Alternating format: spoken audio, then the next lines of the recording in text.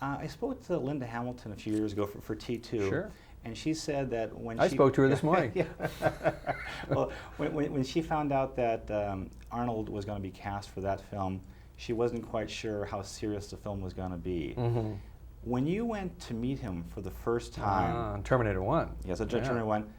What kind of did you have any reservations? Oh, I had huge reservations because he had been suggested to play the other character, and the other character had 25 pages of expository dialogue where he tells the entire history of the future world, and Arnold hadn't done that sort of work yet.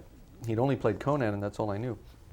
I really didn't know anything about him. When I met him, I found that he was charming, wonderful, funny, and I wanted to work with him, but not as that character. So I suggested the Terminator, kind of cringing, thinking he would get upset, and he loved the idea. From the acting standpoint, I didn't know much about him as an actor. I just had to get into it and go through the process with him.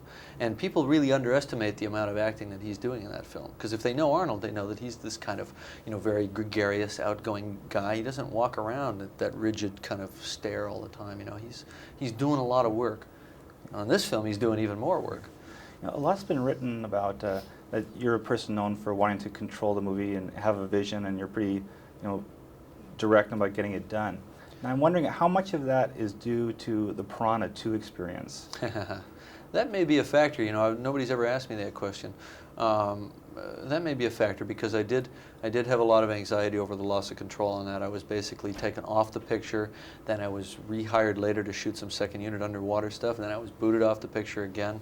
And I was basically trying to cling on to my first directing credit, which was probably a mistake. I probably should have just cut my losses and moved on, but that was that did have probably a traumatic effect. And so since then, I've always tried to maintain as much control as possible. Now, with this film, were there ever any days when you felt overwhelmed that you'd wake up in the morning? Usually just between sort of day 1 and day 100, just in that part.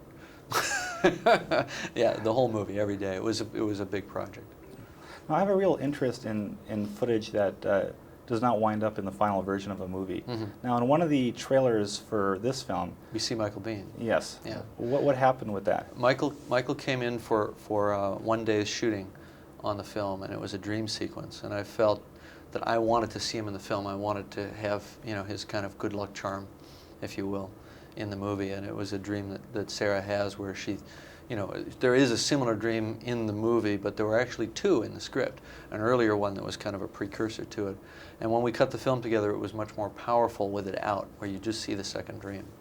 And so, that was, Michael unfortunately is one of the casualties of the editing process.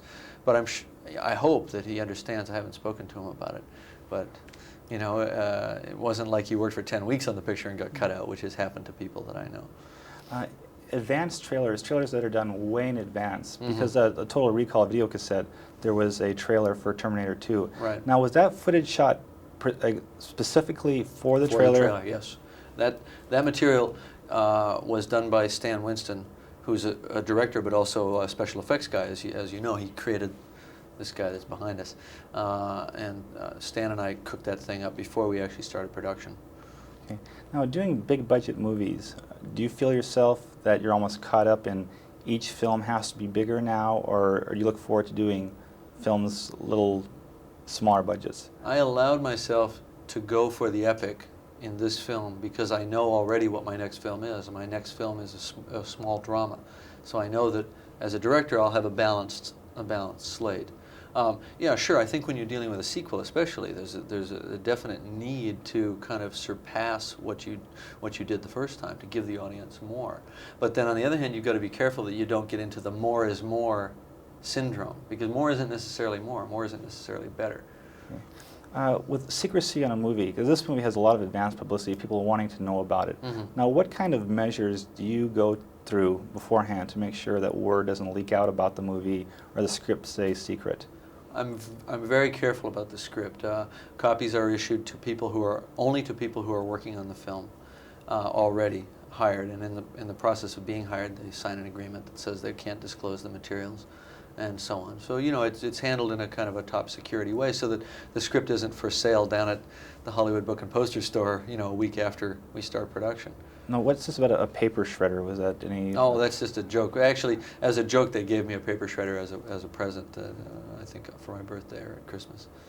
Okay. But yeah, I mean, we are careful. We're careful with our documents, and you know, there are a lot of people that want to know what you're doing when you're a high-profile project, and I just didn't want everybody knowing the plot of the movie. I want them to go and discover it. You know, we've given out certain information that we do want people to know, that Arnold is the hero and not the bad guy this time, and things like that I think are important. Okay, great. All right, thanks very much. Thank you. I'm an interviewer's nightmare.